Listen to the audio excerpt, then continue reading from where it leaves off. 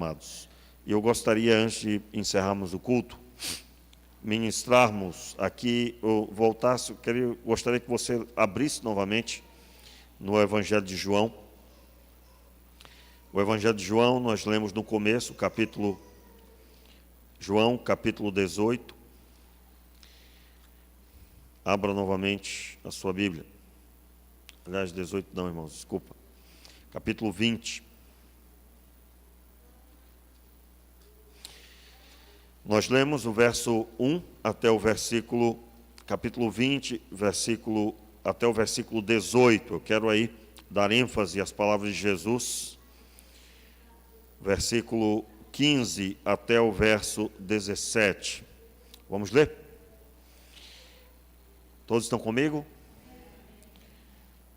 Perguntou-lhe Jesus: mulher, por que choras? A quem procuras?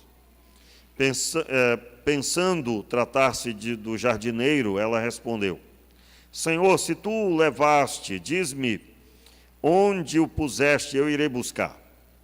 Disse-lhe Jesus: Maria. Ela, voltando-se, disse em hebraico: Rabone, que quer dizer mestre.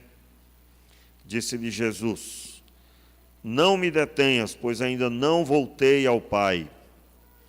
Mas vai ter com meus irmãos, repita, mas vai ter com meus irmãos e dize-lhes: eu volto para meu Pai e vosso Pai, meu Deus e vosso Deus.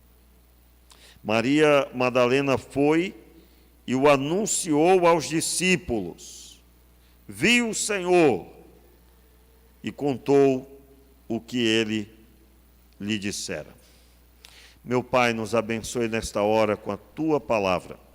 No nome de Jesus. Amém. Meus irmãos, a morte de Jesus, todos nós sabemos que na morte dele foi inaugurado um novo tempo. A ressurreição é o resultado da sua morte. Tanto é que, quando Jesus morreu, no exato momento que ele pendeu sua cabeça, que ele entregou o seu espírito, o véu do templo se rasgou de alto a baixo. Eu gostaria que você contemplasse esse texto que está em Mateus capítulo 27. Mateus capítulo 27, exatamente aí no versículo 51. Você vai encontrar, é claro, a narrativa de Mateus, ele mostrando o momento da crucificação e quando Jesus entrega o seu espírito, quando ele morre, então aconteceu o que está aí no verso 51. Versículos 50 e 51, vamos ler. E Jesus, clamando outra vez com alta voz, entregou o Espírito. Nesse instante, o véu do templo se rasgou em duas partes, do alto a baixo. Tremeu a terra e partiram-se as rochas. Quando Jesus morreu, ele inaugurou uma nova aliança. E o significado do véu do templo ter se rasgado e se rasgou do alto a baixo é que a aliança do Antigo Testamento, que era manifesta entre os homens pela entrega da lei, a entrega da lei trouxe os rituais dos sacrifícios para perdão dos pecados, automaticamente o tabernáculo, depois o templo. E tanto no tabernáculo como no templo havia uma organização onde o templo e o tabernáculo, da mesma forma, na primeira parte, quando o povo ainda estava caminhando no deserto, era o tabernáculo, depois Salomão constrói o tabernáculo fixo, que é o templo. E ambos tinham a mesma configuração, três principais partes do templo: o átrio, o santo lugar e o santíssimo lugar. O átrio podia entrar o povo de Israel, qualquer pessoa podia entrar. Claro, tinha lá algumas restrições para alguns segmentos do meio do povo, quando estivessem impuros e assim vai, mas basicamente era o lugar que todos podiam transitar. Depois tinha um lugar chamado Santo Lugar, que havia ali uma configuração de adoração com pelo menos 10 mesas, 5 de cada lado, candelabros, pães asmos e o incensário no meio. No meio, de frente, logo à frente, ficava o véu. E esse véu, ainda que a gente fale véu, a gente imagina logo algo bem fino, né?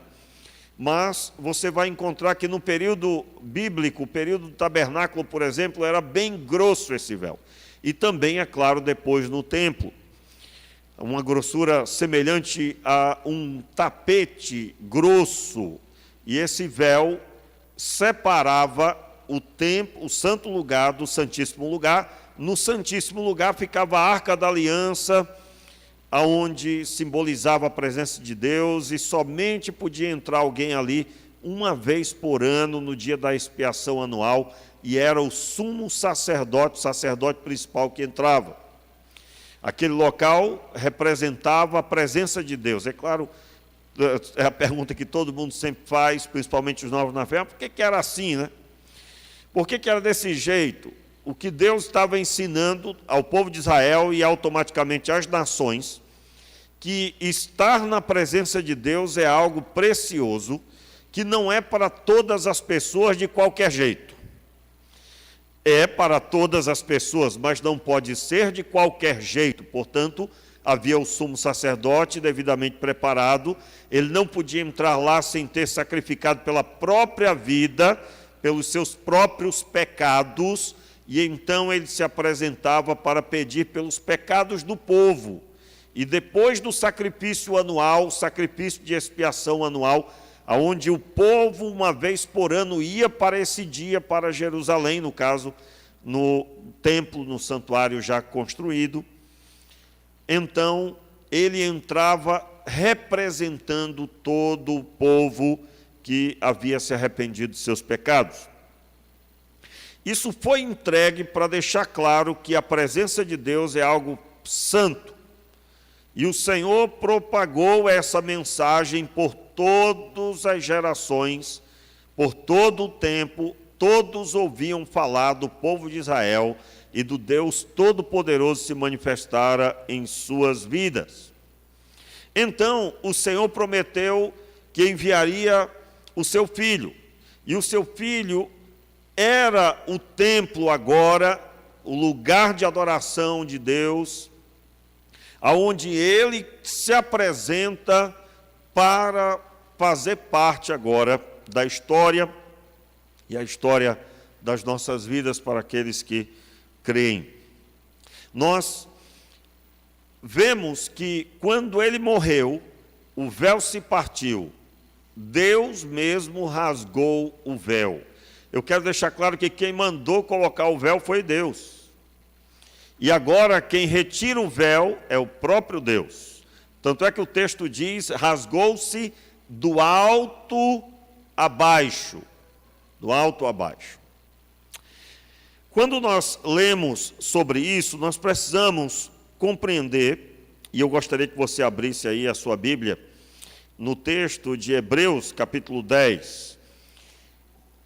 Como eu disse, nós, quando contemplamos a morte, ainda que hoje o lembrete principal é a ressurreição, mas a aliança foi promulgada na morte e a ressurreição aconteceu automaticamente. Como assim automaticamente? Se você pegar uma semente e plantar e fizer tudo certinho, automaticamente vai nascer. Vai nascer uma planta ali. É natural. A ressurreição foi natural porque Jesus morreu no meu e no seu lugar como sacrifício vivo, santo e agradável a Deus.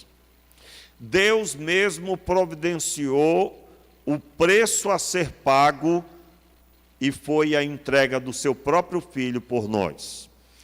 Quando nós lemos o texto, antes de lermos Hebreus, eu só quero relembrar aí você, nós lemos o texto de João, e o Senhor Jesus ele faz questão de dizer: vá e diga aos discípulos, eu vou para o meu Pai e vosso Pai, o meu Deus e o vosso Deus. É a primeira vez que os discípulos são chamados pelo próprio Jesus de irmãos. O apóstolo Paulo, no capítulo 8 de Romanos, versículo 29 em diante, ele vai trazer uma mensagem dizendo que Jesus é o primogênito entre muitos irmãos. Ou seja, ele é o primeiro filho entre muitos irmãos, e nós somos esses irmãos. E isso foi inaugurado ali. Jesus ressuscitou e agora ele tem uma nova mensagem, aonde todos os que estão seguindo a ele passam a ser agora seus irmãos. Os discípulos são chamados de servos, são chamados de amigos por Jesus, mas nunca haviam sido chamados nessa conotação. Vai, digam a eles que eu vou para o meu Pai e vosso Pai. Eu quero deixar claro, irmãos, nem todos são filhos de Deus. Ainda que você nasceu aqui nesta terra, você não é filho de Deus, porque filho lembra o pai. E segundo a Bíblia, e aí é claro, eu estou dizendo para todos, porque se você é membro da igreja, ou desta ou daquela, mas se você não se enquadra na palavra dele, você também não é filho. O filho lembra o pai. E essa filiação foi feita com preço caro, preço de sangue. Jesus teve que morrer para que eu pudesse agora morrer, zerar a conta, mediante o perdão dos meus pecados, e eu agora viver uma nova vida. E vivendo essa nova vida, eu vivo à luz da pessoa dele, durante seu período de 3 anos e meio, que ele ministrou a palavra aos discípulos. Quando eu ouço essa palavra, eu estou ouvindo para mim. Por quê? Porque nós precisamos contemplar o Filho e ver nele aquilo que é para a minha vida. Como eu vou agradar a Deus? Sendo um batista, sendo um assembleano, não importa a denominação, não importa a instituição. Não. Nenhuma denominação tem esse poder. Mas eu agrado a Deus quando eu sou discípulo de Jesus, me submeto a Deus que o enviou para me ensinar. O molde é Jesus.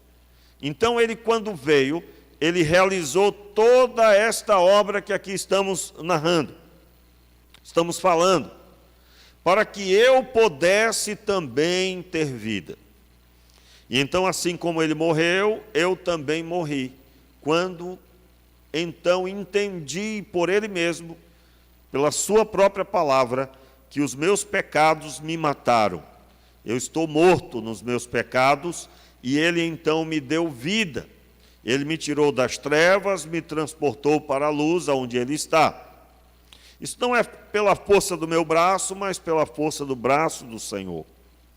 E então, para entendermos um pouco mais, Hebreus capítulo 10, o versículo 19 especificamente, diz assim: veja a postura de quem agora está vivendo no período sem o templo, sem o véu, sem o empecilho, sem agora um só pode entrar, mas sim todos podem entrar. Diz assim a palavra: portanto, irmãos, tendo ousadia para entrar no Santo dos Santos.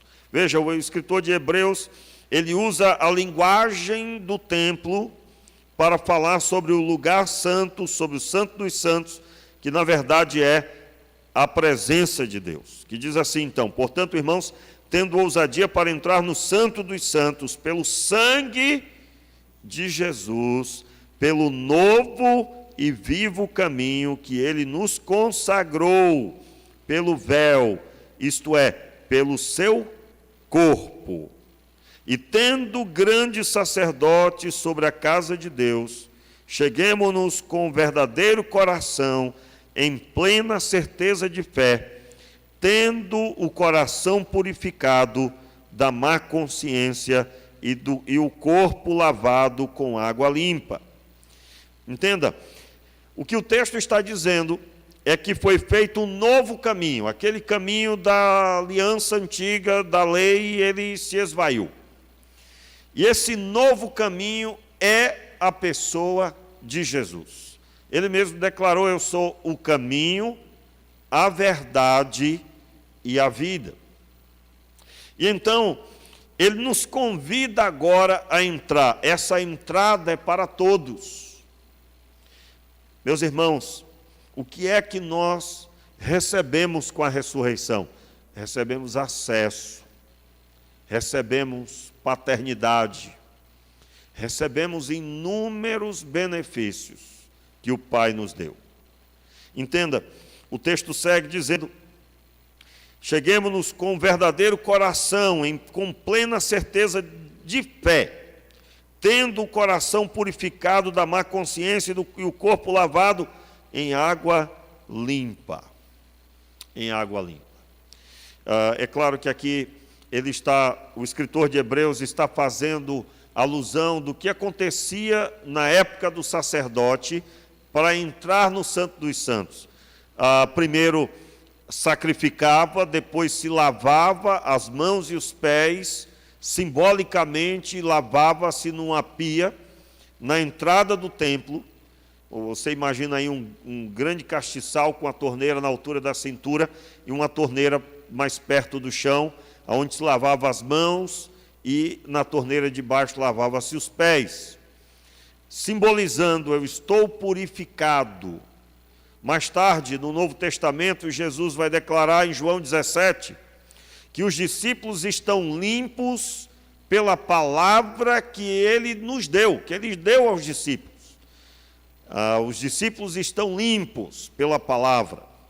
Ele reforça da mesma forma para os discípulos quanto o momento de lavar os pés. Vocês já estão limpos, porém os pés, ele identifica os pés necessitados de lavagem. Essa limpeza era porque a palavra de Jesus, ela é esse substituto. A água do Antigo Testamento, que era simbolicamente lavava os pés e as mãos, simbolizando aonde eu ando e o que eu faço, está purificado. Agora foi feito tudo isso em Jesus. Por isso que a conexão de ser um discípulo aonde quer que você esteja, irmãos, infelizmente, quantos nunca já viram, certamente, uma pessoa que é crente diante dos crentes, mas lá fora ela não é conhecida como crente. Aliás, se alguém disser que é, capaz de alguém até se revoltar perto, porque a pessoa não é. E tem, às vezes, até um comportamento extremamente problemático, pecaminoso, envolvimento com tantas coisas erradas. Enfim, ser um discípulo de Jesus, ser alguém que anda no caminho, que tem as mãos purificadas, os pés purificados, que na verdade aqui no uso do texto é o coração pleno, com certeza de fé, com certeza de fé. Uma vez eu perguntei para uma pessoa, aliás, muitas vezes já perguntei, dando discipulado, eu digo: você tem convicção de que você vai morar com Deus nos céus? Aí normalmente a pessoa diz: eu acho. Aí, enfim, por isso estamos ali no discipulado, Porque quem acha não tem certeza, Pastor, mas não é arrogância demais ter certeza? Não, essa palavra foi dele, Ele nos deu a convicção, ele nos deu a certeza da fé. E quem prometeu foi ele. Quem prometeu? Uma vez uma pessoa estava brava perto de mim: vocês crentes dizem que estão certos sempre e que vocês já estão salvos. Eu digo: eu não. Aí a pessoa olhou e disse: como assim você não? Eu não, quem falou tudo isso foi Jesus, Brigue com ele, fique chateado com ele. Jesus é que declarou tudo isso, irmãos. Portanto, ele deseja que tenhamos convicção da nossa fé. E é o que está escrito aqui pelo no texto de Hebreus, versículo 23, guardemos a firme confissão da nossa esperança, pois fiel é aquele, vamos lá? Pois fiel é aquele que fez a promessa. Verso 24, consideremos uns aos outros para nós estimularmos ao amor e às boas obras. Não deixemos de congregar-nos como é costume de alguns, mas admoestemo-nos uns aos outros e tanto mais quanto vedes se aproxima aquele dia. E aí segue texto maravilhoso falando sobre esse assunto, mas a minha ênfase aqui é que foi feito um novo e vivo caminho. E, para encerrar, abra aí o texto de Colossenses, capítulo 2, por gentileza. Colossenses, capítulo 2, eu gostaria que você lesse comigo o versículo 12. Amém, queridos? Vamos ler o verso 11 para melhor entendimento aí. Nele também fostes circuncidados com a circuncisão não feita por mãos humanas, mas com a circuncisão de Cristo, tendo sido sepultados com ele no batismo, nele também ressurgistes pela fé no poder de Deus, que o ressuscitou dentre os mortos. Entenda aí, o texto de Colossenses, Paulo está dizendo assim, claramente, né? Tendo sido sepultados com ele no batismo, ou seja, o próprio Jesus disse, olha, aquele que crê e for batizado será salvo. O batismo é uma declaração de fé. O batismo, quem se batiza nas águas, está dizendo, ele morreu, eu morri. Assim como ele morreu, eu também morri. Como assim morri? Eu primeiro tive que nascer de novo. E o momento do novo nascimento é o momento que você morreu para você mesmo e para o mundo. E quando nós olhamos para isso, meus irmãos, o texto vai declarar muito fortemente, eu gostaria de ler mais uma vez, tendo sido sepultados com ele no batismo, nele também ressurgistes pela fé no poder de Deus, que o ressuscitou dentre os mortos. Como assim? Assim como eu creio que ele ressuscitou, Deus o ressuscitou, eu acredito nisso, eu também ressurgi com ele. Isso significa que nós não podemos viver a velha vida. Não podemos. Vou repetir, irmãos. Se alguém vive a velha vida, não entendeu. O negócio é tão sério, né? A gente está aqui pregando isso. E nós vivemos um tempo, irmãos, que quem discorda fica brabo, chateado. Já não quero mais, não concordo. Aí fica e briga até, né? Meu irmão, pelo amor de Deus, preste atenção. Saia desse negócio. Como assim? Nós estamos lendo a palavra, e a palavra está dizendo que uma pessoa que se batizou, ela morreu com Cristo. E ela ressuscitou com ele, e ressuscitou, é claro, para novidade de vida. O versículo 13, ressuscitou dos mortos, e aí o versículo 13 diz, e vós outros que estáveis mortos nos vossos pecados e na incircuncisão da vossa carne, vos vivificou com ele, perdoando-nos todos os nossos delitos. Conforme eu acabei de dizer, você morreu e ali também nasceu de novo, portanto, mediante o perdão dos pecados, tudo isso aconteceu.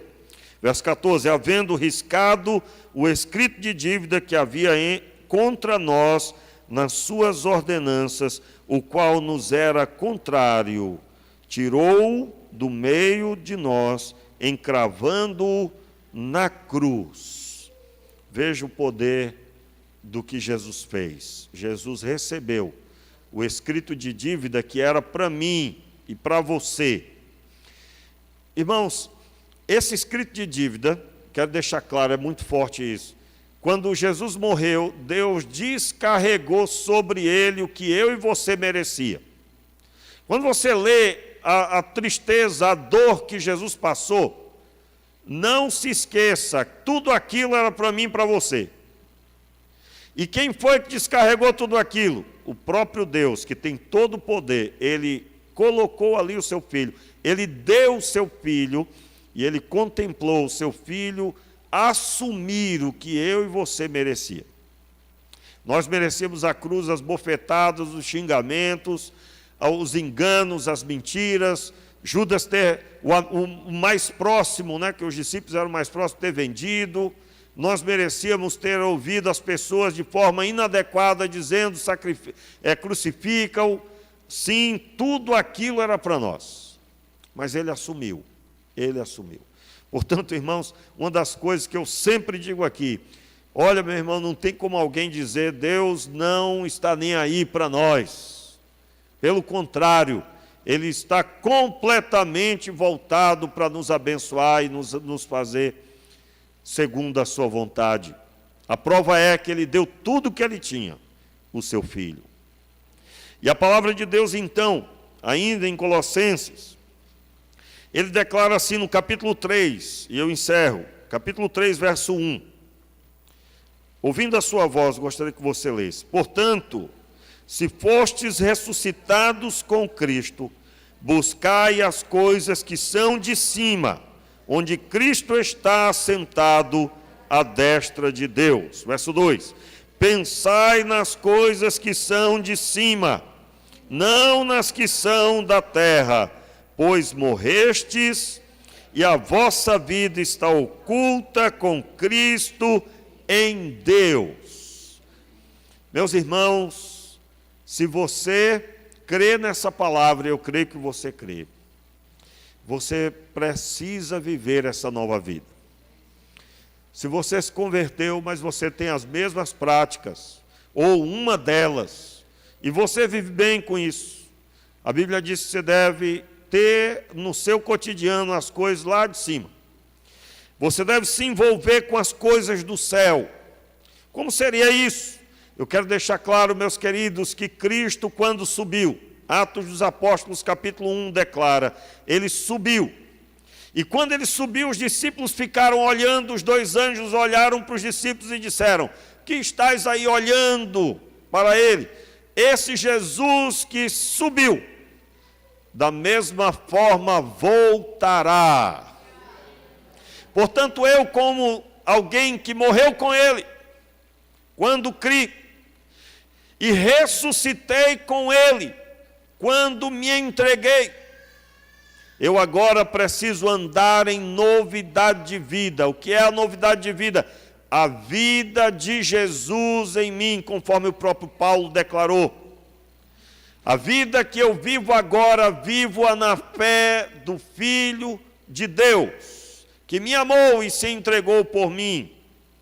Eu quero, meus irmãos, nessa noite convidar você a andar conforme a ressurreição. A ressurreição trouxe uma nova vida.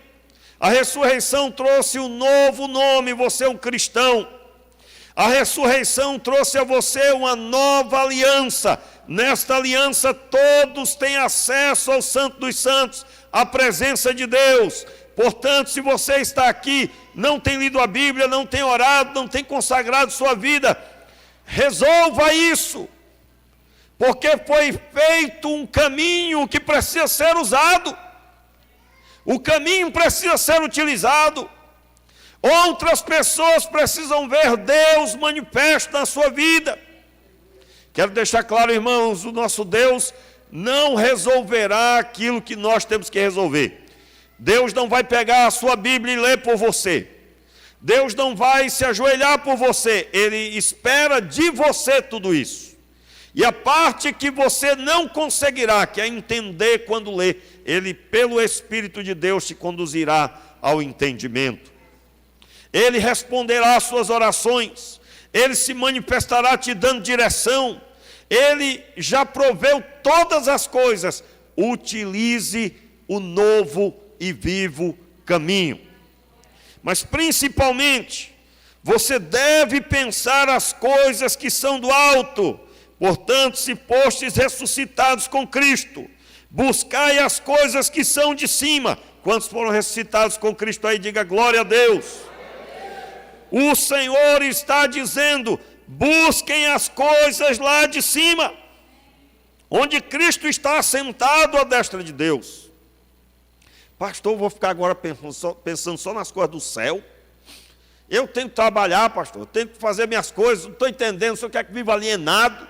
Irmãos, quando o texto diz pensar nas coisas de cima, onde Cristo está assentado, o que é que significa Jesus assentado? O rei, quando ele se senta na sala do trono, toda pessoa que está à sua direita é a pessoa número 1 no reino. É a pessoa pelo qual aquele rei se manifesta. Jesus está sentado à destra, à direita de Deus, significando que tipo de autoridade, que forma que o reino se manifesta. Jesus disse aos discípulos, logo no capítulo 14 em diante, você vai encontrar alguns episódios assim, algumas falas de Jesus, ele dizendo: vocês devem orar em meu nome, quando pedirem alguma coisa, eu farei. Quando você ora a Deus e declara: Senhor, Deus, ouve a minha oração em nome de Jesus, Deus ouve a sua oração, porque você, em outras palavras, está dizendo: Senhor, eu te peço isso, porque eu sou teu discípulo e por mérito do meu mestre, do meu mentor, daquele o qual sigo, Jesus Cristo, eu te peço que seja realizado. E é claro, meus irmãos, o mérito de Cristo é automaticamente utilizado para trazer as bênçãos sobre os que creem. Não é pelo seu mérito, nós não merecemos a morte, Ele nos deu gratuitamente a vida. E é por mérito dele. Então, buscar as coisas do alto é buscar o que o próprio Jesus disse. Jesus, em Mateus capítulo 5, no Sermão do Monte, ele diz que nós não devemos viver ansiosos pelo que havemos de comer, beber e vestir, mas sim buscar primeiro o reino de Deus e a sua justiça. E o texto diz: e todas as coisas vos serão acrescentadas. Então, meu irmão, trabalhando, realizando todas as coisas, você deve buscar o reino de Deus, que o Senhor Deus reine, e Ele reina por meio do seu Filho nas nossas vidas. Jesus está sentado à destra, significa também que lá no céu já tem o primeiro ressuscitado com o plano de salvação que o próprio Deus manifestou. Porque Deus amou o mundo de tal maneira que deu seu Filho unigênito, para que todo aquele que nele crê não pereça, mas tenha vida eterna. Jesus estava declarando aos discípulos o que seria claro e evidente quando ele morresse e ressuscitasse. Portanto, meus irmãos, esse dia que nós, no calendário, celebramos a ressurreição, significa o dia em que Deus me deu uma nova vida.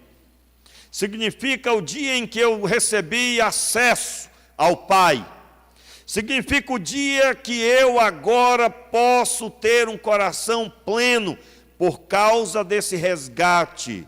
Significa que eu posso pensar nas coisas do céu e o céu se manifestarem na terra.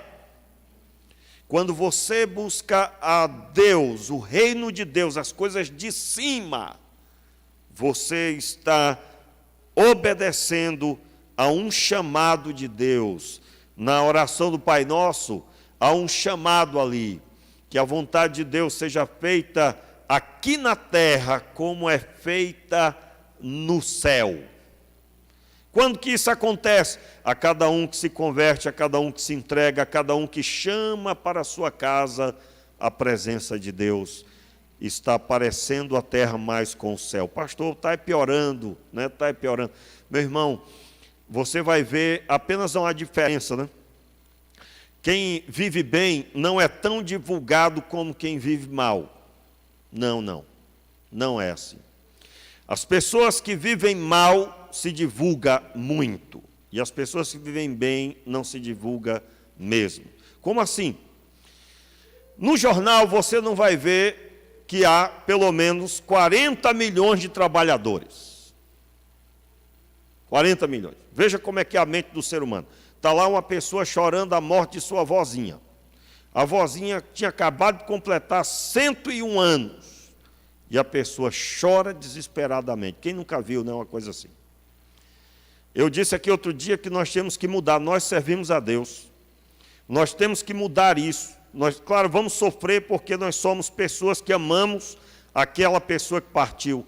Mas nós precisamos inserir nas nossas orações, agradecer a Deus pelos 101 anos que aquela pessoa foi dada de presente.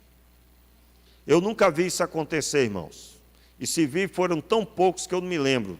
Certamente já vi, mas não me lembro por serem tão poucos. Por quê? Porque sempre se olha para o tempo que não vou ter mais, mas não se vê para o tempo que eu recebi a pessoa. Quantas vezes você trabalhou tanto tempo no emprego, mas você só conseguiu lembrar, e só lembra hoje do dia que foi mandado embora. Mas os 10 anos que dali você teve o sustento, você esqueceu. Meu irmão, se você ouviu isso, ficou irritado, eu creio que agora você está murchinho, né? Porque é desse jeito que nós somos. E aí eu estou deixando claro que eu sou igual a você. Eu estou sujeito a ter a pior atitude. E oro a Deus para que Deus tenha misericórdia de mim e me abençoe. Eu quero convidar você a dar ênfase ao que Deus ministrou na sua vida e que você agora tem acesso ao Pai. Isso significa, sabe o quê? Você tem a solução para o seu casamento, você tem a solução para a criação dos filhos, você tem a solução para a sua vida profissional, porque você tem acesso ao Pai. E esse acesso te deu a manifestação do reino. E o reino de Deus, irmãos, é uma coisa maravilhosa. Eu quero convidar você a ficar de pé e agora agradecer a Deus por tudo isso. Agradeça a Deus. Olha só. Pastor, que horas é que o senhor vai orar pelas nossas necessidades? Meu irmão, você não tem mais necessidade nenhuma. Você tem uma fase que você está passando. Quantos entenderam? Você tem uma fase. Pastor, mas eu estou desempregado. É uma fase, filho. Você está temporariamente esperando uma recolocação. Se você é do que diz assim, eu estou desempregado, eu digo, meu irmão, você é desse que só dá ênfase para a desgraça. Você não está desempregado, você está temporariamente esperando uma recolocação. Vai passar. Mas a grande ênfase deve ser, Ele ressuscitou e me deu tudo. Talvez nesse momento você está sofrendo, você está enfrentando talvez até uma depressão. Mas eu quero dizer para você que você já recebeu a saída dessa depressão. Quando Jesus ressuscitou, Ele garantiu uma nova vida e esperança a todas as pessoas. Feche os seus olhos e agradeça. Agradeça. Meu Pai, nessa noite nós oramos ao Senhor. E queremos nos arrepender, Senhor, da ingratidão. Queremos nos arrepender, Senhor, de termos nos portado diante de Ti com imaturidade. E queremos celebrar, Senhor, a ressurreição. Na ressurreição, o Senhor nos deu tudo. O Senhor nos deu esperança. E essa esperança nos conduz a uma nova vida. Essa esperança nos diz que nós temos como passar todas as fases. Todas as situações, a adversidade, nós vamos passar. E nós vamos chegar lá do outro lado. E se nós não conseguirmos passar com vida, mas iremos morar para sempre com o Senhor. E estaremos contemplando o que agora lemos e cremos pela fé. Pai, nós queremos entregar as nossas vidas. Levante as suas mãos, comece a consagrar a sua vida. Entregue a sua vida.